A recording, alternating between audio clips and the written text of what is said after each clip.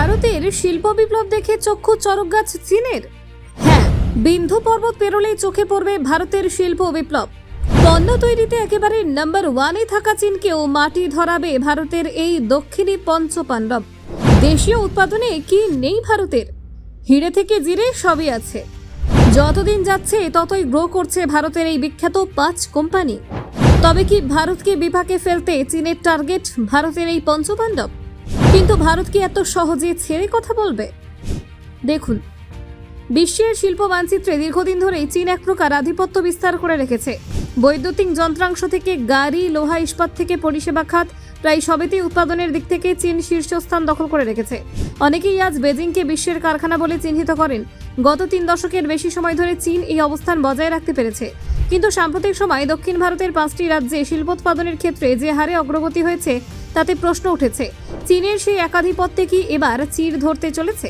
কর্ণাটক, কেরল, তামিলনাড়ু, অন্ধ্রপ্রদেশ ও তেলেঙ্গানার সম্মিলিত শিল্পোন্নতি আজ ভারতের শিল্প অর্থনীতিতে নতুন মাত্রা যোগ করেছে। এই রাজ্যগুলিতে বৈদ্যুতিন সামগ্রী, ফার্মা, আইটি, অ্যাভিয়েশন, গাড়ি, শিল্প, পরিষেবা খাত উল্লেখযোগ্যভাবে এগিয়ে গেছে।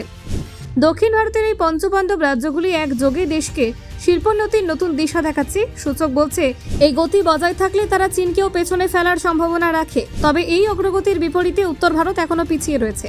বিশেষজ্ঞদের মতে এর পেছনে অন্যতম কারণ হলো রাজ্য প্রশাসনের দিশাহীন নীতি ও দুর্বল পরিকাঠামো। যেখানে শিল্প ক্লাস্টার গঠনের উদ্যোগ গ্রহণ করা হয়নি, সেখানে শিল্পোৎপাদনের সম্ভাবনাও কমে যায়। শিল্প ক্লাস্টার বলতে বোঝানো হয় এমন একটি অঞ্চল যেখানে কোনো নির্দিষ্ট শিল্পকে ঘিরে উৎপাদন, সরবরাহকারী, পরিষেবা প্রদানকারী এবং অন্যান্য সম্পর্কিত প্রতিষ্ঠানগুলো কাছাকাছি অবস্থানে থাকে। এতে উৎপাদনের গতি বাড়ে এবং খরচ কমে আসে। দক্ষিণ ভারতে এমন বহু ক্লাস্টার ইতিমধ্যে গড়ে উঠেছে।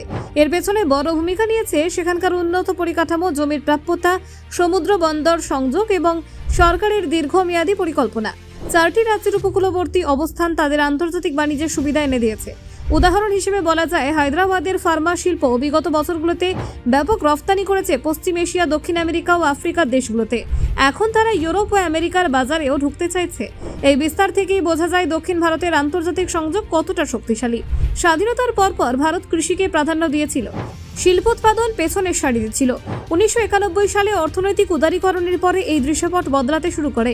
মনমোহন সিংয়ের উদ্যোগে বিদেশি লগ্নি আসা শুরু হয় এবং শিল্প বিকাশের পথ মসৃণ হয়। বিগত 1 দশকে মেক ইন ইন্ডিয়া এবং আত্মনির্ভর ভারত কর্মসূচির ফলে দেশের শিল্পোৎপাদনের প্রতি গুরুত্ব আরও বেড়েছে। সরকারি তথ্য অনুসারে 2024 সালে জিডিপির 17% এসেছে ঘরোয়া শিল্পোৎপাদন থেকে এবং এটি 25% নিয়ে যাওয়ার লক্ষ্যমাত্রা স্থির করা হয়েছে। দক্ষিণ ভারতে জমি অধিগ্রহণ, বিদ্যুৎ সংযোগ এবং পরিকাঠামোগত সুবিধা সহজলভ্য হওয়ার উদ্যোক্তারা সেখানে সহজে শিল্প স্থাপন করতে পারছেন। একাধিক রাজ্য 10 বছরের জন্য কর ছাড়, ইনসেন্টিভ এবং সহজ প্রশাসনিক প্রক্রিয়া সরবরাহ করছে।